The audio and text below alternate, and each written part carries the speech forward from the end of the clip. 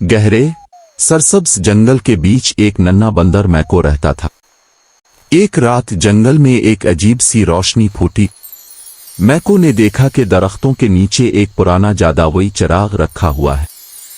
जैसे ही इसने चिराग उठाया, अचानक हुआ तेज चलने लगी और चिराग से एक रोशनी का जिन नमूदार हुआ। जिन ने मुस्कुरा कर कहा, मैं तुम्हारी एक ख्वाहिश पूरी कर सकता हूं। मैको ने फौरन कहा, मैं चाहता हूं कि जंगल के सारे जानवर हमेशा खुश रहें। जिन ने हाथ हिलाया और पूरा जंगल रोशनी से भर गया। फूल खिल गए, नदी चमकने लगी, जानवर हंसी खुशी नाचने लगे। जिन ने कहा, असल ताकत नियत की अच्छाई में होती है, लेकिन इस खुशी के पीछे एक अंधेरा राज छुपा था। कुछ दिनों बाद रात को बादल जोर से गरजने लगे।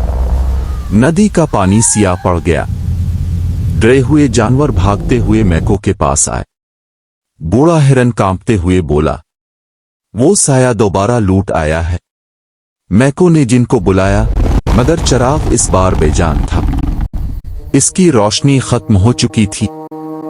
इतने में जंगल के अंधेरे गोशे से एक लंबा धुएं जैसा साया नमूदार हुआ, जिसकी आंखें खून की तरह सुर्ख थीं। ये जंगल सबका घर है, तुम्हारा नहीं। अचानक चिराग हल्का सा चमका और मैको के हाथ में एक छोटी सफेद रोशनी की गेंद उभर आई। जब साया हमला करने बढ़ा, मैको ने सफेद रोशनी फिजा में उछाल दी। रोशनी फटकर एक चमकदार हिफाजती ढाल बन गई, जिसने साये को पीछे धकेल दिया और धुआं बनकर गायब हो गया। अगली सुबह जंगल में एक अजीब खामोशी छा गई। पुआरा की हुई थी, परिंदे चुप थे, पत्ते जामिद थे।